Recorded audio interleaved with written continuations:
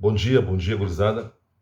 Esse é o nosso 10º vídeo da nossa APNP, História do surgimento das sociedades liberais aos primórdios da Primeira Guerra Mundial. Com esse vídeo aqui, nós estamos fechando nossa PNP, né? E eu estou cumprindo, muito feliz, a promessa que tinha feito de que premiaria os alunos que se esforçassem por continuar aprendendo durante a pandemia com um resumo de todo o conteúdo. Quem ver essas 10 vídeos que compuseram a nossa PNP vai ter visto todo o conteúdo do 2º ano do ensino médio, de forma resumida, mas de uma forma resumida que eu busquei fazer bem completa, né? Bem completa. Espero que vocês tenham gostado desses longos encontros, né, que eu disponibilizei para vocês, e depois nós vamos fazer uma análise de como é que foi, como é que não foi essa PNP, o que tem que ser melhorado, o que tem que ser piorado. De qualquer forma, fica o meu respeito àqueles que desafiaram o argumento fácil de que não vamos aprender porque está em APNP, não vamos nos dedicar porque não vale nota, é só um projeto de ensino, né? Não vamos aprender porque temos dificuldade de acesso. Não. Né? Houve um grupo de alunos que se dispuseram a enfrentar todas as dificuldades e aprender.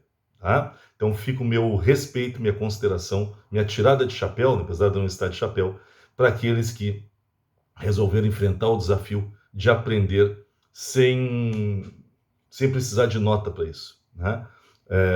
Eu sempre digo que Aristóteles ele falava do sumo bem. Ou seja, o sumo bem para Aristóteles era a coisa, o valor que não precisava de outros para acontecer. Né? O sumo bem, o supremo bem para Aristóteles era a felicidade. Segundo Aristóteles, a felicidade é algo tão importante, tão forte, que nós não precisamos ser felizes em busca de alguma coisa. Ser feliz é o que basta. Eu digo a mesma coisa do conhecimento. O conhecimento é um sumo bem. O conhecimento não visa ser usado para atingir outras coisas. O conhecimento ele é um bem em si próprio. A cultura, o conhecimento, a troca de informações, as análises, essas coisas que a gente chama de conhecimento, elas são tão grandiosas. O conhecimento é algo tão extraordinário que se basta. E é por isso que nós, na minha opinião, devemos buscar o conhecimento de todas as formas que nos for possível. E trocar conhecimento de todas as formas que nos for possível. O conhecimento não visa nós sermos aprovados. O conhecimento não visa atingirmos bons empregos. O conhecimento visa o conhecimento. Nós aprendemos porque aprender é algo extraordinário. Né? Aprender é talvez com certeza, um dos mais grandiosos dons que o ser humano carrega. A capacidade de aprender, a capacidade de buscar o conhecimento. E é para isso que nós propusemos e fizemos esses longos vídeos, né, que estão durando há tantos meses, né, e que buscaram levar conhecimento e trocar conhecimento durante a pandemia. O nosso último tema é um dos temas que eu mais gosto, é o governo de Dom Pedro II.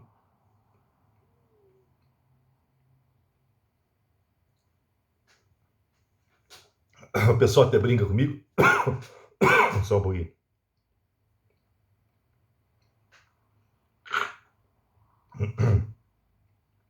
Entrou no buraco errado.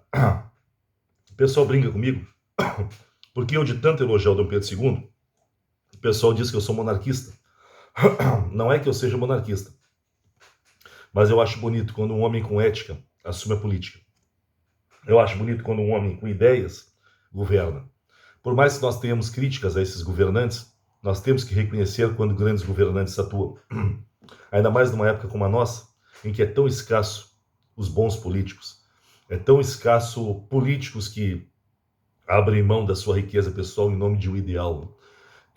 Dom Pedro II teve defeitos? Teve inúmeros defeitos. O governante do segundo reinado, Dom Pedro II, teve inúmeros defeitos. Para mim, o maior defeito de Dom Pedro II foi ter mantido a escravidão por tanto tempo. Né? Eu acho que Dom Pedro II deveria ter feito um movimento para abolir a escravidão antes. Só que, ao mesmo tempo, eu entendo Dom Pedro II por que ele não aboliu a escravidão. E por que Dom Pedro II ficou enrolando, fazendo as chamadas leis abolicionistas, né? E que não aboliam a escravidão. Nós vamos ter a Lei Eusébio de Queiroz, que proibiu o tráfico negreiro, em 1850. Depois, em 1871, nós vamos ter a Lei do Ventre Livre. Filhos de escravos que nascessem no Brasil eram livres, mas tinham que trabalhar para os seus donos até os 9 ou até os 21 anos. Né? É uma sacanagem da lei. Depois nós vamos ter, em 1885, a Lei dos Sexagenários, que determinava que escravos com mais de 60 anos se tornavam livres, o que era uma lei que era muito boa para o dono do escravo, porque o escravo com 60 anos ele já estava cansado e ele acabava causando mais prejuízo do que ganho aos donos, que se livravam de ter que sustentar os negros no final da vida. Só vamos ter a abolição da escravatura em 1888, com a Lei Áurea, em que Dom Pedro II entrega a assinatura da Lei Áurea para a filha, uma notória defensora da causa negra e opositora da escravidão. Ela não era uma princesinha encantada, como o pessoal tem dito hoje em dia. Isabel foi uma grande personalidade política deste país. Uma mulher à frente de seu tempo em muitos setores. Não é à toa que um dos motivos da proclamação da República, em 1889, um ano depois da abolição, foi impedir que o poder passasse para a princesa Isabel. Por isso se proclamou a República. Afinal de contas, Isabel era mulher, o que já era motivo suficiente para a elite política brasileira não querer ser governada por uma rainha mulher. Além disso, Isabel tinha abolido a escravidão e Isabel defendia que após a escravidão houvesse uma atitude governamental de apoio aos negros. O pessoal costuma culpar muito a Isabel, né? Porque a Isabel aboliu a escravidão, mas não fez nada pelos negros. Pessoal, ela não fez nada pelos negros porque um ano depois foi proclamada a República. Isabel não estava no poder. Isabel não pôde chegar ao poder.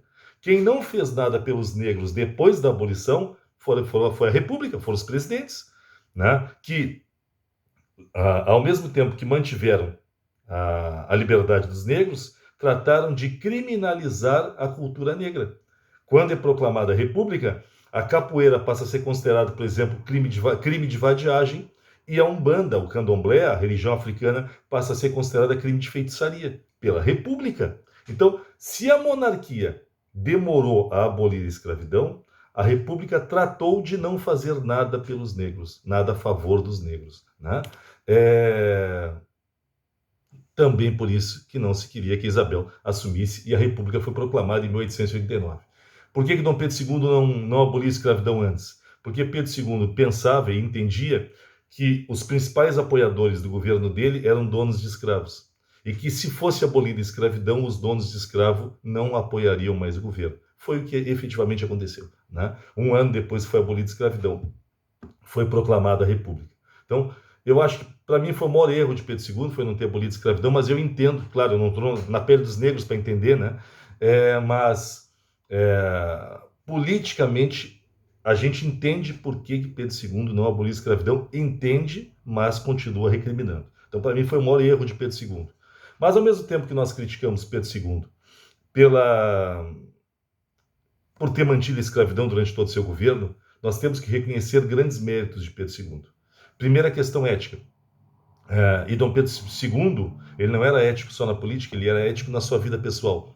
Um dos políticos que empobreceram no cargo, Pedro II saiu do poder muito mais pobre do que entrou, o que isso é raríssimo. Eu brinco dizendo que, pelo que eu estudo e estudei, só dois governantes, só dois líderes maiores no Brasil saíram do poder mais pobres do que entraram. Dom Pedro II e Getúlio Vargas. Né? Não é à toa que, para mim, são os dois maiores líderes políticos da história deste país.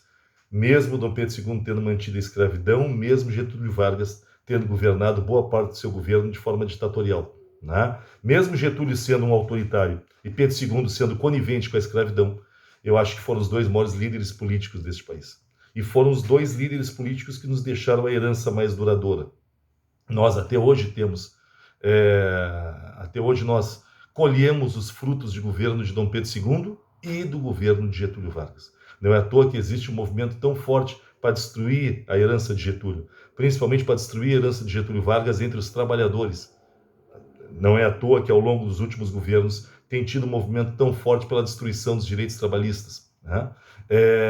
Que foram construídos a duras penas pelos trabalhadores brasileiros, né? E reconhecido pelo governo de Getúlio Vargas. Mas, no Brasil, a gente não mantém direitos trabalhistas, a gente não aumenta direitos trabalhistas, a gente destrói a legislação trabalhista, como já fizemos, né? Hoje o que nós temos no Brasil é um arremedo de direito trabalhista, né? Assim como tivemos nos últimos governos a luta para destruir a aposentadoria, e se conseguiu. O que nós temos hoje para o futuro, o que eu e vocês teremos com a aposentadoria é uma vergonha. Tanto que aquilo que os nossos pais diziam, de que a gente deveria começar a trabalhar cedo para assinar carteira cedo, para poder se aposentar cedo, hoje esqueçam, né? Vocês vão se matar trabalhando e não vão se aposentar. Quando se aposentarem, vão ganhar o teto do INSS lá, que é um salário de fome, né? Por mais que vocês trabalhem, tá? Então, vocês contribuirão a vida inteira de vocês e receberão no final da vida uma ajuda de custo do governo, né? São as coisas do Brasil. Mas são coisas que demonstram a importância que Getúlio Vargas e Dom Pedro II tiveram, que fizeram com que fossem necessárias décadas para destruir o que Getúlio e Dom Pedro II fizeram. Quanto ao Pedro II, não é só a questão ética, não é só o fato dele ser um cara muito ético com os gastos, um cara muito ético com o comportamento, um cara muito ético com a família. Nós temos que destacar de Dom Pedro II também o início da industrialização brasileira. Foi no governo de Dom Pedro II que nós tivemos o início da industrialização brasileira, com um capital inglês e com um capital brasileiro, e com apoio e retirada de apoio governamentais. Temos que destacar o homem de Arroio Grande, o Barão de Mauá, né, que vai ser o grande pai da indústria brasileira durante o governo de Dom Pedro II. Depois foi sacaneado pelo próprio governo de Dom Pedro II, que era muito próximo dos ingleses, né? Além da industrialização, nós também temos que destacar que no governo de Dom Pedro II, que dura 49 anos, Dom Pedro II assumiu com 14 anos em 1840, e ele vai ficar no poder até 1889, quando a República foi proclamada. Nós temos que destacar de Dom Pedro II também a sua imensa capacidade de negociação política. Dom Pedro II assumiu com 14 anos, vindo do período regencial, aquela baderna que nós estudamos no vídeo anterior. E Dom Pedro II conseguiu acalmar os ânimos brasileiros, das elites brasileiras, né? Ele conseguiu acalmar os estados, né? Dando uma sensação de que os estados tinham mais poder, mas, na verdade, mantendo todo o poder nas mãos dele. Dom Pedro II foi um grande negociador, né? E ele iludiu as elites estaduais, né? Dando poder para os estados sem dar poder nenhum. Ele implantou, por exemplo, no Brasil, para vocês terem uma ideia de como é que Dom Pedro II governava, ele implantou no Brasil o chamado parlamentarismo às avessas, né? Por que parlamentarismo às avessas? Dom Pedro II, ele implantou o parlamentarismo, né? Num parlamentarismo, quem manda é o primeiro-ministro. Isso é um parlamentarismo, né? Que é escolhido pelo parlamento, por isso parlamentarismo. Quem manda no parlamentarismo é o primeiro-ministro, e a Inglaterra hoje em dia, quem manda é o primeiro-ministro, que é escolhido pelos deputados e senadores do parlamento, do Congresso. No parlamentarismo de Dom Pedro II não era assim. No parlamentarismo de Dom Pedro II, quem mandava era ele, o imperador Dom Pedro II. O primeiro-ministro não era escolhido pelo parlamento, era escolhido por ele, né? E o primeiro-ministro servia só para aconselhar Dom Pedro II. O primeiro-ministro, ele era mais uma figura decorativa do que efetivamente um governante. Tá, então, para que ter parlamentarismo se quem mandava era o rei? Se era o rei que escolhia o primeiro-ministro, para que ter primeiro-ministro? Porque o Dom Pedro II percebeu que os dois principais partidos do Brasil, liberal ou bem-te-vi, conservador ou cabano, liberais e conservadores não tinham grandes objetivos, eles não tinham grandes diferenças. Eram dois grupos da elite que disputavam o poder. O que Dom Pedro II fez então? Deu poder para os dois e ele ficava alternando. Um período ele nomeava um liberal como primeiro-ministro, outro período ele nomeava um conservador como primeiro-ministro, outro período ele nomeava um liberal como primeiro-ministro, no que a gente chama de aliança partidária. E ele vai alternando os dois partidos no poder, sem dar poder para nenhum dos dois. Os dois se acalmavam porque estavam no poder. Tá, mas qual é a vantagem de estar no poder? Negociar benefício. Não é isso que até hoje nós fazemos, a política brasileira faz? Negociar benefício. No período que o partido tivesse primeiro-ministro, ele teria mais acesso a Dom Pedro II para pedir benefício. Tá? E aí se fazia a alternância dos dois. É a aliança partidária, graças a isso, ao parlamentarismo às avessas, Dom Pedro II vai ter paz para governar durante a maioria do seu mandato. No final vai ser um horror. Né? Da onde vem uma frase que era muito dita na época: nada mais liberal do que um conservador no poder. E nada mais conservador do que um liberal na oposição. Ou seja, outra frase que se usava muito na época: liberais e conservadores são tudo farinha do mesmo saco. Bom, além disso, temos que destacar de Dom Pedro II uma facilitação que ele teve, uma sorte que ele teve. Durante o governo de Dom Pedro II, nós temos o boom do café. Né? O café se torna o sustentáculo da economia brasileira. Né? Graças ao café, a economia brasileira se estabiliza. Uma economia que estava em crise há muito tempo. Né? O café nos gera riqueza. Café que começa sendo plantado no litoral do Rio de Janeiro, é o que a gente chama de café do Vale do Paraíba, né? E depois, como esse café do litoral do Rio de Janeiro, ele causava o esgotamento rápido do solo, porque eles usavam as técnicas de queimada, né? E com isso eles acabavam com a fertilidade do solo muito rápido. Foi esse café que causou a devastação da Mata Atlântica, o café do Vale do Paraíba. O café é deslocado para o interior de São Paulo, né? E aí a gente chama de ciclo do café do Oeste Paulista. Ele sai do Vale do Paraíba e vai lá para o Oeste Paulista, que é onde nós vamos ter a maior riqueza do café, onde nós vamos ter os barões do café paulistas. Estes barões são os que vão proclamar a República depois, e vão ser os governantes da República do Café com Leite. Bom,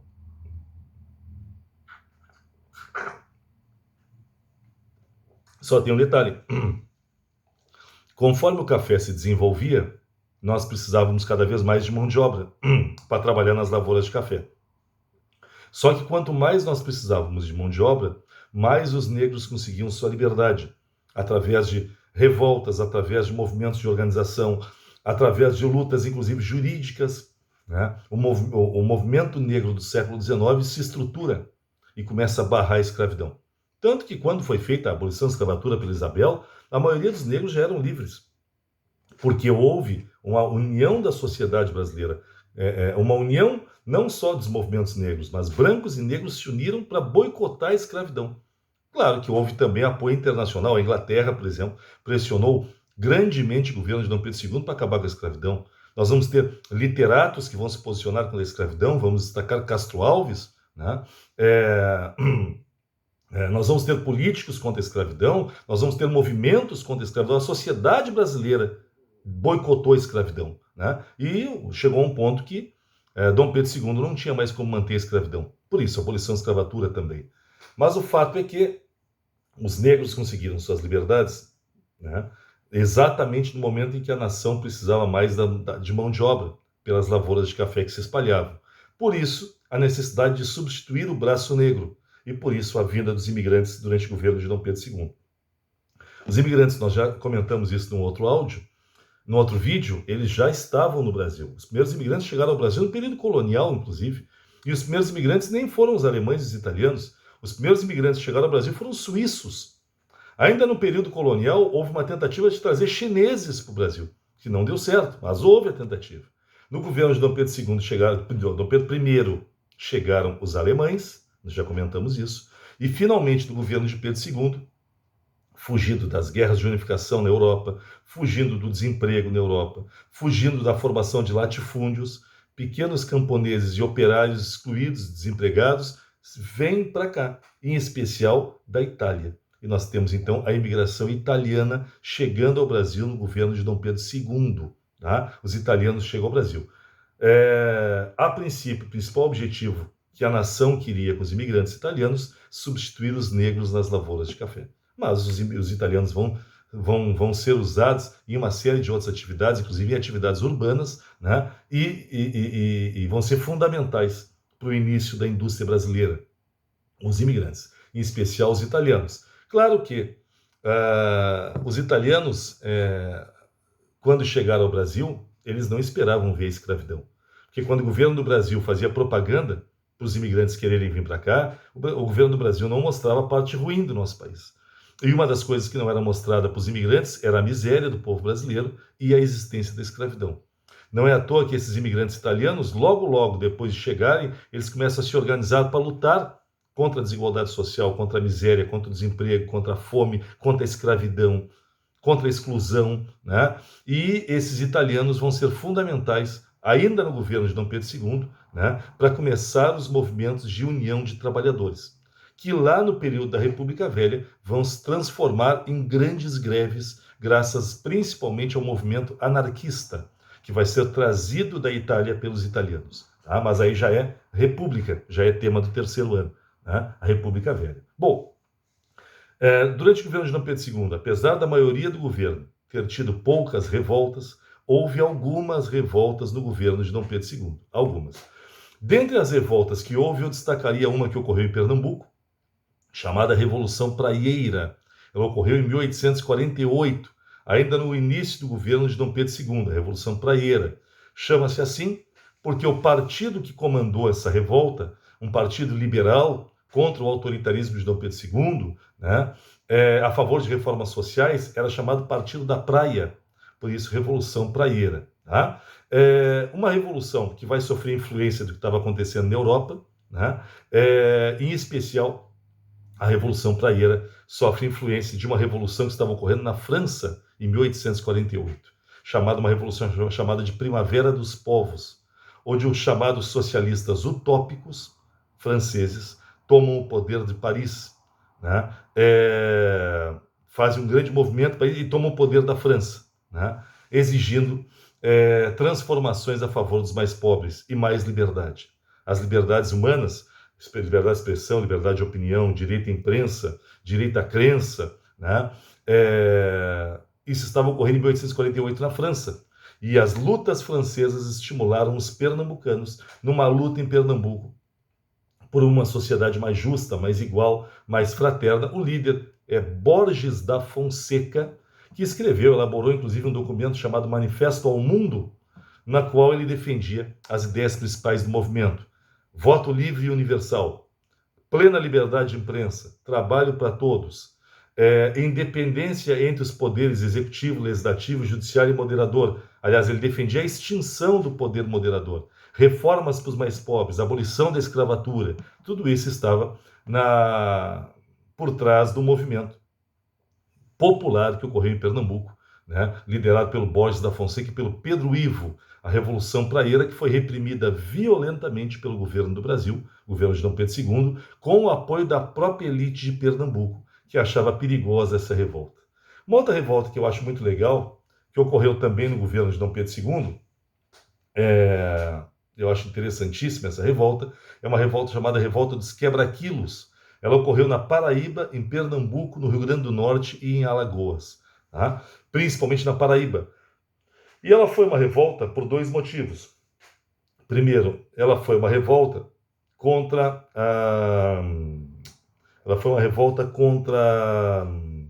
o aumento dos impostos sobre atividades de feira, né?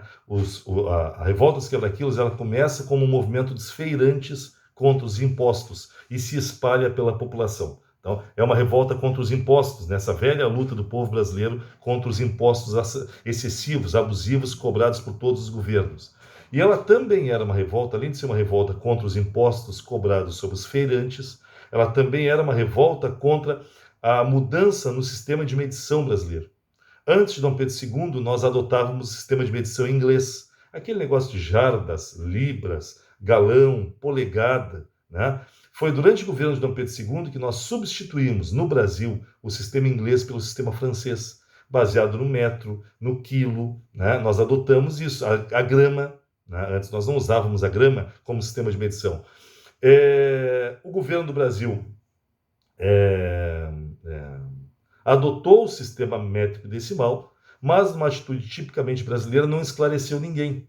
Simplesmente se adotou o sistema métrico decimal francês e se obrigou os feirantes e outros comerciantes do Brasil a usarem pesos franceses, né? A substituir os pesos que eram usados nas balanças por pesos franceses. O povo se revoltou contra o autoritarismo da atitude, o povo se revoltou contra a falta de esclarecimento, e por isso o povo tomou as ruas e passou a quebrar os pesos que o governo obrigava as pessoas a usar. Revolta dos quebra-quilos, porque eles pegavam aqueles pesos que ainda se usam nas feiras, né, e ia atirar nos agentes do governo que iam investigar se os comerciantes estavam usando o sistema francês ou não estavam. Por isso a revolta dos quebra-quilos, porque eles quebravam os quilos, os pesos no lombo dos agentes do governo. Uma revolta interessante, porque ela nos demonstra que mesmo um governo que se dizia popular, como o governo de Dom Pedro II, os governos brasileiros estão muito distantes. Os governos brasileiros estão muito distantes das camadas mais pobres, né? E não há uma grande preocupação do governo em esclarecer os mais pobres. Ainda existe a visão de que o povo é ignorante e que, para o povo aceitar as coisas têm que ser impostas à força. E isso está presente ainda hoje na sociedade brasileira. Uma outra revolta que eu acho interessante do governo de Dom Pedro II é a chamada revolta dos Muquer. Muquer quer dizer falsos santos. Foi uma revolta que ocorreu em São Leopoldo, aqui no Rio Grande do Sul. A revolta liderada por uma mulher, o que não é muito comum, a Jacobina Maurer, né? E, claro, o seu marido João Jorge Maurer. Ela foi uma revolta messiânica, ou seja, uma revolta com fundo religioso, né? Ela foi uma revolta que aconteceu porque os seguidores de Jacobina acreditavam que ela era a reencarnação de Cristo e que quem não acreditasse nela, nos poderes dela, deveria ser combatido. Então ela é uma revolta com um fundo religioso, né? A partir da crença no poder divino da líder jacobina. A revolta foi reprimida violentamente pelo governo do Brasil. E uma outra revolta interessante, vejam que não foi tão calmo o governo de Dom Pedro II assim. Uma outra revolta interessante chama-se Revolta do Vintém, que foi uma revolta contra o aumento do preço dos bondes no Rio de Janeiro. Né? Parece até a revolta que nós tivemos e que derrubou o governo da Dilma, a revolta contra o aumento de 10 centavos, acredito que vocês lembrem, o aumento de 10 centavos nos ônibus, que foi o estopim de um monte de manifestações que levaram ao impeachment da Dilma e levaram a essa baderna política que nós estamos vivendo desde então. Tá? O que mais que nós vamos destacar deste governo de Dom Pedro II? Eu estou vendo aqui, seguindo o nosso texto base, que eu sempre coloco à disposição de vocês. Se internamente nós tivemos algumas revoltas, mas o clima geral foi de paz do governo de Dom Pedro II, externamente o governo de Dom Pedro II é marcado por muitos conflitos. O Brasil vai interferir na política argentina uma vez, o Brasil vai interferir na política uruguaia 2 vezes, nós vamos retirar governantes do Uruguai e da Argentina e colocar outros aliados aos nossos interesses, e nós ainda vamos nos envolver durante o governo de Dom Pedro II na mais violenta guerra que jamais ocorreu na América do Sul. Tá? Na América toda, a mais violenta guerra foi a Guerra da Secessão. Tá? A Guerra do Norte contra o Sul, dos Yankees contra os Confederados. Nós já analisamos essa guerra nesta PNP. Na América do Sul, a mais violenta guerra foi a Guerra do Paraguai, onde nós vamos ter, de um lado, a Tríplice Aliança, Brasil, Argentina e Uruguai, e de outro lado, o Paraguai. Então vai ser a guerra do Brasil, Argentina e Uruguai, com o apoio inglês contra o Paraguai. É uma guerra motivada por uma série de motivos, mas hoje nós entendemos que o Solano Lopes, que durante muito tempo foi considerado um herói e que teria sido vencido pelo covarde governo do Brasil, hoje nós já não entendemos assim e não temos uma visão mais tão boazinha sobre Solano Lopes. Né? O Paraguai não é considerado tão bonzinho quanto os historiadores consideraram numa certa época. Solano Lopes, um ditador que governava o Paraguai e que tinha um sonho de que o Paraguai tivesse uma saída para o Oceano Atlântico. Se vocês olharem no mapa da América do Sul, vocês vão notar que o Paraguai fica dentro da América do Sul, ele não tem saída para os oceanos. E como o Paraguai era um país que estava se modernizando, estava se industrializando, inclusive, o Paraguai era um país que estava crescendo em níveis mais interessantes do que os países do resto da América do Sul. Né? O Paraguai precisava de um caminho para receber produtos de outros países, em especial da Europa e dos Estados Unidos, e o Paraguai precisava também de um caminho para escoar sua produção. Por isso havia o sonho de Solano Lopes de invadir parte do Uruguai, parte da Argentina e parte do Rio Grande do Sul, e construir um caminho para o Oceano Atlântico, para o Paraguai. Tá? É claro que o Brasil também usou essa guerra para destruir um potencial rival econômico e comercial, que era o Paraguai, que estava crescendo e ameaçando a nossa posição de país mais poderoso da América do Sul, de país hegemônico da América do Sul. O Brasil, é óbvio, usou essa guerra para destruir um modelo de economia que ameaçava o nosso papel, nossa posição de país mais poderoso da América do Sul. Bom, a Guerra do Paraguai ela vai terminar com uma mortandade, o Paraguai vai ser destruído, destroçado, e não contente com isso, após a derrota paraguaia, as riquezas paraguaias vão ser saqueadas pelo Brasil, pela Argentina, pelo Uruguai e pela Inglaterra. O Paraguai nunca mais se ergueu depois dessa guerra. Até hoje o Paraguai está com seríssimos problemas econômicos. Se a guerra foi boa para a economia brasileira, a guerra foi ruim para o governo de Dom Pedro II, já que a partir da Guerra do Paraguai o nosso exército passou a se posicionar mais politicamente, passou a querer participar mais da política brasileira.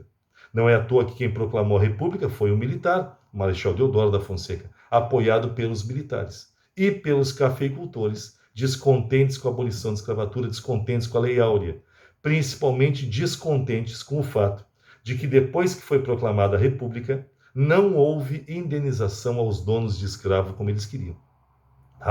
A Isabel, Dom Pedro II, não aceitaram indenizar os donos de escravo. Por isso, os donos de escravo passaram a apoiar a República para se vingar de Dom Pedro II. A proclamação da República no dia 15 de novembro de 1889 vai gerar governantes ainda mais elitistas do que Dom Pedro II. E o povo, no início da República, vai ser ainda mais excluído do que ele era no tempo da monarquia. A nossa República, ela não nasce republicana, ela nasce elitista, ela nasce conservadora, ela nasce na mão dos cafeicultores e dos militares. Mas isso já é tema para o ano que vem. Nós estamos fechando aqui esse nosso vídeo e estamos fechando a nossa APNP, 10 semanas depois, com 10 temas trabalhados depois. Um forte abraço a todos. Eu fico esperando que vocês me enviem as últimas tarefas para nós fecharmos as notas. E eu reitero ao final desse vídeo. Muito obrigado àqueles que buscaram conhecimento, né? Da forma como foi possível. Tá? Um abração a todos.